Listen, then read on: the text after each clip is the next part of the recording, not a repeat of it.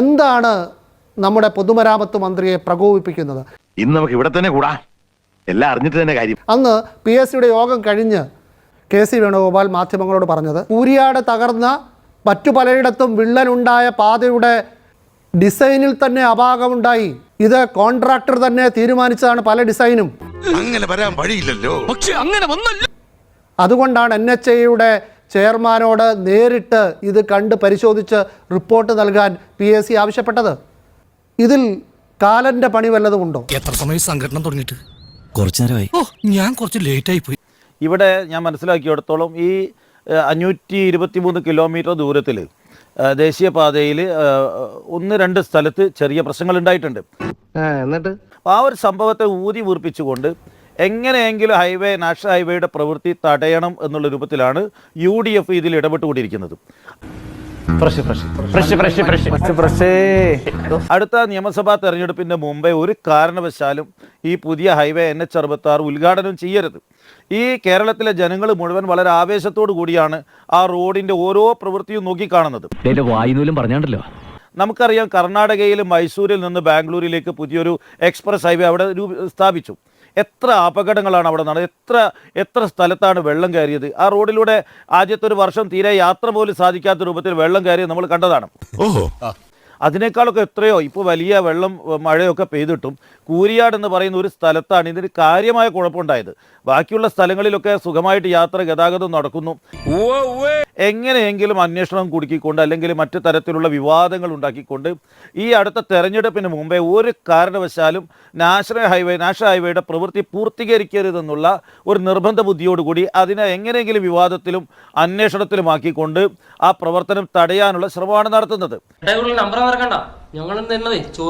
അപ്പോൾ ആ പ്രവർത്തനങ്ങളുടെ തുടർച്ചയായിട്ട് തന്നെയാണ് പബ്ലിക് അക്കൗണ്ട്സ് കമ്മിറ്റിയെ ഉപയോഗപ്പെടുത്തിക്കൊണ്ട് അവിടെ ഏതെങ്കിലും തരത്തിൽ വിവാദം ഉണ്ടാക്കാൻ വേണ്ടി ശ്രമിച്ചു എന്നതായിരിക്കും ഞാൻ മനസ്സിലാക്കിയെടുത്തോളം മന്ത്രിയെ പ്രകോപിപ്പിച്ചത്. അപ്പോൾ അങ്ങനെ ഉണ്ടാവാൻ പാടില്ല. കേരളത്തെ KC വേണുഗോപാൽ തന്നെയാണെന്ന് പറഞ്ഞു. ആ സമിതിയിലെ BJP അംഗങ്ങളടക്കം ദേശീയപാത അതോറിറ്റിയുടെ ഇപ്പോഴത്തെ ഈ നിലപാടിനെ, ആ പണി ചെയ്ത രീതിയെ വിമർശിച്ചു. ഇനി ആവർത്തിക്കരുതെന്ന് പറഞ്ഞു. അപ്പോൾ ഡിസൈനിൽ കുഴപ്പമുള്ള ഒരു പാതയുടെ കാര്യത്തിൽ PSCയോ മറ്റ് സർക്കാർ സംവിധാനങ്ങളോ പാർലമെന്ററി സംവിധാനങ്ങളോ ഇടപെടണോ വേണ്ടയോ? ഇവിടെ നിലവിലൊരു അന്വേഷണം നടക്കുന്നുണ്ടല്ലോ. ആരുടെ അന്വേഷണം? അതെ, കേന്ദ്ര സർക്കാർ ബന്ധപ്പെട്ട സമിതികളൊക്കെ വന്ന് പരിശോധിക്കുന്നു. അത്തരത്തിലുള്ള അന്വേഷണം നടക്കട്ടെ. ഒന്നാം ഘട്ടത്തിൽ ഇതിന് നേരത്തെ പബ്ലിക് അക്കൗണ്ട്സ് കമ്മിറ്റി ഇടപെടൽ. ശ്രീ സലീം പറഞ്ഞത് കേരളത്തിൽ വളരെ വേഗം ഒരു റോഡ് പൂർത്തിയാക്കുന്നതിന് എതിരെ കുത്തിത്തിരിപ്പുണ്ടാക്കുന്നല്ലേ? സുരക്ഷിതമല്ലാത്ത ഒരു പാതയുടെ നിർമ്മാണത്തിലെ അപാകതകൾ അന്വേഷിക്കുന്നതാണോ കുഴപ്പം? തിരക്ക് പിടിച്ച് നിലമ്പൂർ ഉപതെരഞ്ഞെടുപ്പിന്റെ ഇടയ്ക്ക് ഇതിലെന്തോ വലിയ കുഴപ്പമുണ്ട്, കേരളത്തിലെ പൊതുമരാമത്ത് വകുപ്പിനെ കൂടെ ഇതിലേക്ക് വലിച്ചഴിക്കുന്ന രൂപത്തിൽ തിരക്ക് പിടിച്ചുകൊണ്ട് അനാവശ്യമായ ധൃതി കാണിച്ചുകൊണ്ടാണ് ശ്രീ വേണുഗോപാൽ ഇതിലെ പത്രപ്രസ്താവന എവിടെയെങ്കിലും ഈ PSC കേരളത്തിലെ PWD ആരെങ്കിലും വിളിച്ചു വരുത്തിയോ? അവരുടെ വാർത്താ സമ്മേളനത്തിൽ എവിടെയെങ്കിലും കേരള സർക്കാരിന്റെ കാര്യം പറഞ്ഞോ? അവർ വിളിച്ചു വരുത്തിയത് നാഷണൽ ഹൈവേ അതോറിറ്റി ഓഫ് ഇന്ത്യയാണ്. അവർ വിളിച്ചു വരുത്തിയത് കേന്ദ്ര ട്രാൻസ്പോർട്ട് വകുപ്പിന്റെ സെക്രട്ടറിയാണ്. എവിടെയെങ്കിലും മുഹമ്മദ് റിയാസിനെയോ മുഹമ്മദ് റിയാസിന്റെ PWD സെക്രട്ടറിയോ കേരള സർക്കാരിന്റെ ആരെങ്കിലും വിളിച്ചു വരുത്തിയോ? അതിന്റെ ആവശ്യമില്ല. അതല്ല അവരുടെ ചുമതലയും.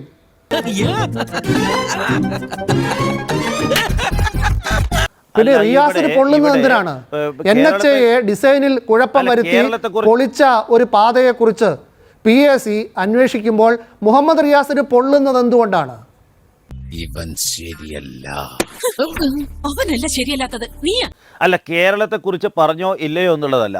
നമ്മളെ സംബന്ധിച്ചിടത്തോളം എത്രയും വേഗം അതിന്റെ ഉദ്ഘാടനം, ഈ വർഷം തന്നെ അതിന്റെ ഉദ്ഘാടനം പൂർത്തീകരിക്കാനുള്ള പ്രവർത്തനങ്ങൾക്കാണ് മുൻഗണന കൊടുക്കുന്നത്. അതല്പം വൈകിയാൽ, ഇത് പാത സുരക്ഷിതമാക്കാൻ വേണ്ടി, ഡിസൈനിലെ കുഴപ്പം മാറ്റാൻ വേണ്ടി അതല്പം വൈകിയാൽ എന്തെങ്കിലും സംഭവിക്കുമോ?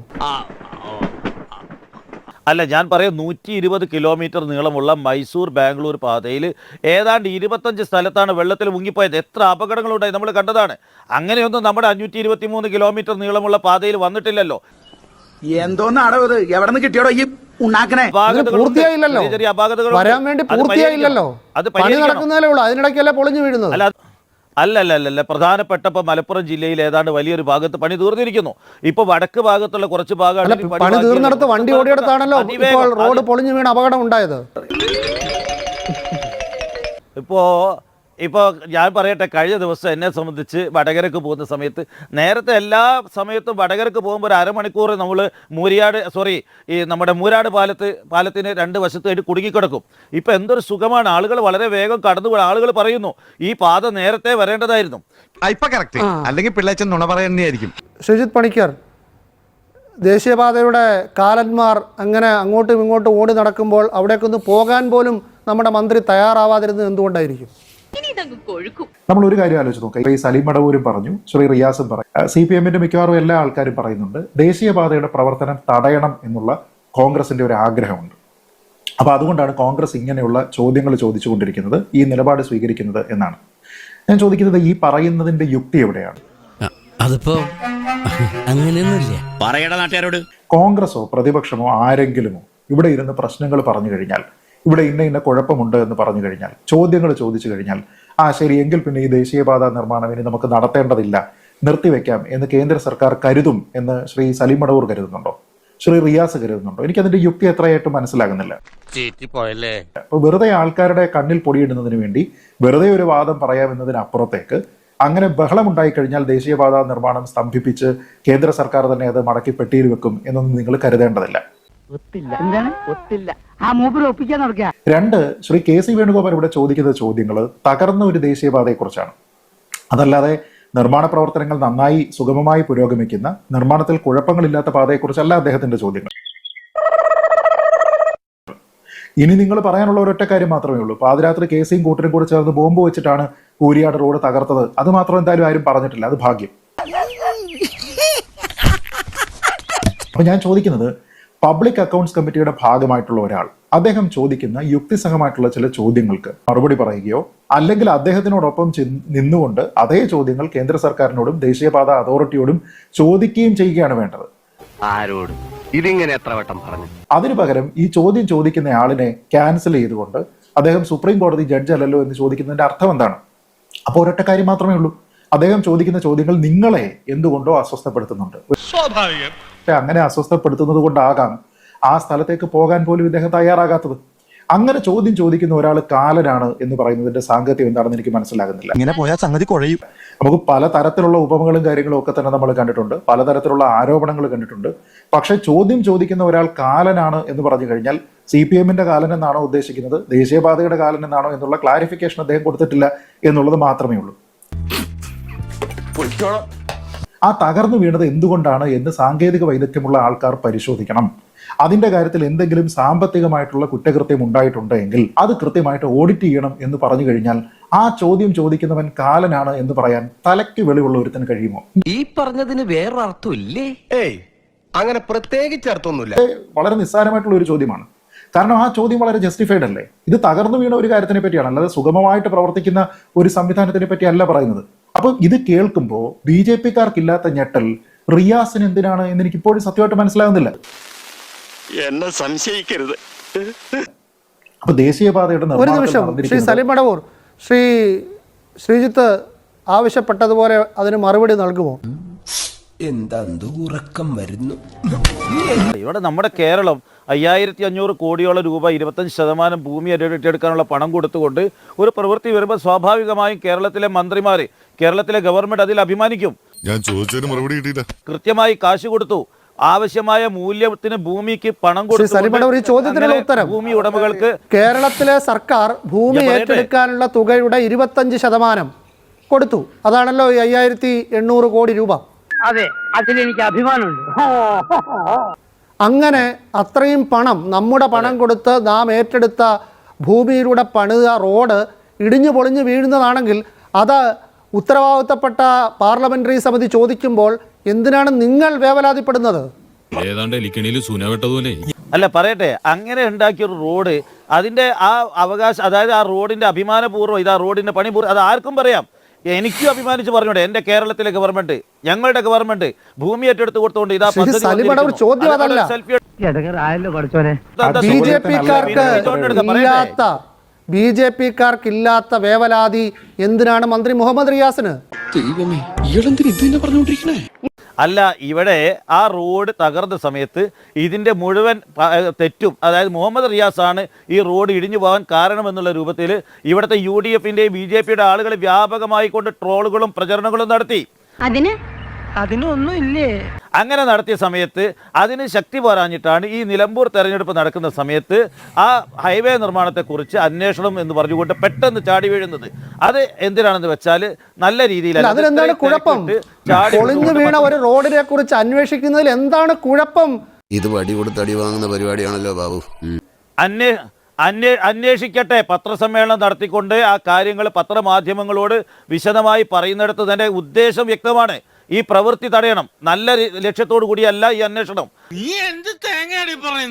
എനിക്ക് മനസ്സിലാവുന്നില്ല. ഇതെന്താണ് വീഴ്ച? അതിനൊന്നും ഇതിന്റെ ആരും കോൺട്രാക്ടർ പിണറായി വിജയന്റെ ബന്ധുവാണോ അല്ലെ റിയാസിന്റെ ബന്ധുവാണോ? ഇതൊരു നടക്ക് പോണ മാതിരില്ല. അതോ NHAI എന്ന് പറയുന്നത് ഇനി ഭാവിയിൽ കേരളത്തിന്റെ ഭരണത്തിൽ അങ്ങനെ ഒരു വകുപ്പ് കൂടി കേന്ദ്രം കേരളത്തിന് തരാൻ പോകുന്നതാണോ? എന്തിനാണ് നിങ്ങൾ ഇത്ര വേവലാതിപ്പെടുന്നത്? എണീറ്റ് വരണ്ടേയിരുന്നു. അതെ, ഇവിടെ ഇത് മാത്രം ഫോക്കസ് ചെയ്യുന്നത് മലപ്പുറം ജില്ലയിൽ ഉപതെരഞ്ഞെടുപ്പ് നടക്കുന്നു. ഇതിനെ വിവാദത്തിലാക്കണം. കേരളത്തിൽ നടക്കുന്ന ഈ വികസന പ്രവർത്തനത്തിന്റെ ഗുണം ഇടതുപക്ഷ മുന്നണിക്ക് കിട്ടാൻ പാടില്ല. ആ ഒരു ലക്ഷ്യത്തോടു കൂടിയാണ് തിരക്ക് ഇട്ടിട്ട് അന്വേഷണം ഒരു വ്യക്തതയും വരുമെന്ന് തോന്നുന്നില്ല. അദ്ദേഹത്തിന് റിയാസിനെ പോലെ തന്നെ ഇതിന് മറുപടി പറയാൻ താല്പര്യമില്ലെന്ന് തോന്നുന്നു. അല്ല, നമ്മൾ ഈ കോളേജിലൊക്കെ സ്കൂളിൽ ഞാൻ വളരെ വ്യക്തമായിട്ട് പറഞ്ഞല്ലോ, ഈ പ്രവർത്തനം മുടക്കുക എന്നുള്ള ലക്ഷ്യത്തോടു കൂടിയുള്ള അന്വേഷണമാണ്. അതെ, നമ്മൾ ഈ സ്കൂളിലും കോളേജിലും ഒക്കെ പഠിക്കുന്ന സമയത്ത് പരീക്ഷയ്ക്ക് ചില ചോദ്യങ്ങൾ വരുമ്പോൾ ചിലപ്പോൾ നമുക്കതിന് ഉത്തരം അറിയത്തില്ലായിരിക്കും. അപ്പൊ ആ സമയത്ത് ചില ആൾക്കാർ അതിന് വേറെ ഏതെങ്കിലും ഒരു ചോദ്യത്തിന് വേണ്ടിയിട്ട് പഠിച്ചു വന്നിരിക്കുന്ന ഒരു ഉത്തരം അതിനങ്ങ് എഴുതും. ശ്രീ സലീം അടവൂർ ചെയ്തിരിക്കുന്ന അത് തന്നെയാണ്. ഇതൊക്കെ നമ്മൾ കോളേജിലും സ്കൂളിലൊക്കെ വിട്ടതാ കേട്ടോ. അദ്ദേഹത്തിനോടൊപ്പം നിന്നുകൊണ്ട് ഈ പറഞ്ഞിരിക്കുന്നത് ശരിയാണോ എങ്കിൽ ഇത് പുറത്തു വിടൂ, ഞങ്ങൾ കാണട്ടെ എവിടെയാണ് പ്രശ്നം എന്ന് ചോദിക്കുന്നതിന് പകരം ഒരു റോഡ് ഇവിടെ മുഴുവൻ വിള്ളലായിട്ട് അടുത്ത ഓണത്തിന് മഹാബലിക്ക് കയറി വരാൻ പറ്റുന്ന രീതിയിലത്തേക്ക് അത് വന്നിട്ട് അതിനെപ്പറ്റി ചോദ്യം ചോദിക്കുന്ന ആൾക്കാര് കാലന്മാരാണെന്ന് പറഞ്ഞു കഴിഞ്ഞാൽ എനിക്ക് മനസ്സിലാകുന്നില്ല. അതുകൊണ്ടാണ് ഞാൻ പറഞ്ഞത്, തലയ്ക്ക് വെളിവുള്ള ആൾക്കാർക്ക് ആ ചോദ്യം ചോദിക്കാൻ കഴിയില്ല. തലയ്ക്ക് വെളിവുള്ള ഒരാൾക്കും ആ ചോദ്യം ചോദിക്കാൻ കഴിയില്ല. അതല്ല എങ്കിൽ ഇത്, അതുകൊണ്ടാണ് ഞാൻ പറഞ്ഞത്, ഇത് ബോംബ് വെച്ച് കോൺഗ്രസ്സുകാർ തകർത്തു എന്ന് പറയാതിരിക്കുന്നത് തന്നെ പരമഭാഗ്യമാണെന്ന് KC വേണുഗോപാൽ പറയണം. പൊതുമരാമത്ത് വകുപ്പ് മന്ത്രിയാണ് എന്ന് പറഞ്ഞുകൊണ്ട് ഒരു റോഡ് ഇവിടെ തകർന്നു വീഴുന്ന സമയത്ത് അദ്ദേഹം ചോദിക്കേണ്ടുന്ന ചോദ്യങ്ങൾ അദ്ദേഹത്തിനെ ഇരുത്തിക്കൊണ്ട് മറ്റുള്ള ആൾക്കാർ ചോദിക്കുമ്പോൾ എന്തേലും ഒന്ന് സപ്പോർട്ട് ചെയ്യുന്നതിന് പകരം ചോദ്യം ചോദിക്കുന്നവന്മാരെല്ലാം കാലമാടന്മാരാണ് എന്ന് പറഞ്ഞ് കരയുന്ന ആൾക്കാർക്ക് റീൽസ് ഇടുക തന്നെയാണ് നല്ല പണി. ശ്രീ ജോസഫ് സി മാത്യു, റോഡിന്റെ സുരക്ഷിതത്വം, ഡിസൈനിലെ പ്രശ്നം, കോൺട്രാക്ടർ നടത്തുന്ന കള്ളക്കളികൾ, ഇതൊക്കെ ചൂണ്ടിക്കാണിക്കുമ്പോൾ അതെങ്ങനെ വികസന വിരുദ്ധമാകും? സുരക്ഷിതമായ റോഡ് കിട്ടണം. ഒന്നാമത്, നിങ്ങൾക്ക് ഉദ്ഘാടനം ചെയ്യാനുള്ള റോഡല്ല, ജനങ്ങൾക്ക് സഞ്ചരിച്ചാൽ വാഹനത്തിന്റെ മീതെ കല്ല് വീഴാതെ, തലയ്ക്ക് മീതെ കല്ല് വീഴാതെ, താഴെ പോകാതെ ഓടുന്ന റോഡ് കിട്ടണം. ഇവരതിന്റെ മേളിൽ കുറച്ച് ടാർ ഉരുക്കി വെച്ചിട്ട് ഉദ്ഘാടനം നടത്തിയാൽ മതിയോ? ഇറങ്ങി ഓടാന്ന് വെച്ച വഴിയും പരിചയമില്ല. കോൺക്രീറ്റ് പൊട്ടിയിടത്ത് നമ്മൾ കണ്ടു ഒരു പ്ലൈവുഡ് കൊണ്ടൊന്ന് മടച്ചു വെക്കുക. ഈ പൊട്ടല് വീണിടത്തെല്ലാം കുറച്ച് ടാറും മറ്റു കാര്യങ്ങൾ ഒഴുക്കി വേറെ ഒരു സ്ഥലം മുഴുവൻ ആ ടാർ ഒഴിച്ചിറങ്ങി ഒരു അശോകൻ, അദ്ദേഹത്തിന്റെ സ്ഥലം ഉപയോഗശൂന്യമായി, ഇനി അത് ക്ലിയർ ചെയ്ത് കൊടുക്കാം എന്ന് പറയാം. ടാർ ഒഴുകിയ സ്ഥലം എങ്ങനെ കൃഷിയോഗ്യമാക്കുന്നതിനെ കുറിച്ചാണ് ഇവർ പറയുന്നത്. ഇപ്പോൾ KC വേണുഗോപാലിനെ കാലൻ എന്ന് വിളിച്ചതുപോലെ തന്നെ ഇവിടുത്തെ സാധാരണക്കാരായ മനുഷ്യരെ മുഴുവൻ വികസന വിരുദ്ധ വിദ്രോഹ സഖ്യങ്ങൾ എന്ന് പറഞ്ഞുകൊണ്ട് ഇതിനെ എതിർത്തുകൊണ്ടിരിക്കുന്ന സമീപനമാണ് ഇവർ നടത്തിക്കൊണ്ടിരുന്നത്. ഞാൻ പറയുന്നത്, ഈ പാച്ചപ്പിലൂടെ എങ്ങനെയെങ്കിലും ഉദ്ഘാടനം നടത്തണം എന്നുള്ള ഒരൊറ്റ അജണ്ടയുമായി സംസ്ഥാന സർക്കാർ നീങ്ങുക എന്ന് പറയുന്നത് ക്രിമിനൽ കുറ്റമാണ്. ഇനി ഇവിടെ നിന്ന് അഴിവണ്ടാവാ, നമുക്ക് അങ്ങോട്ട് മാറിയിക്കാം. തൽക്കാലം ഇത്രയും മതി. വരട്ടെ.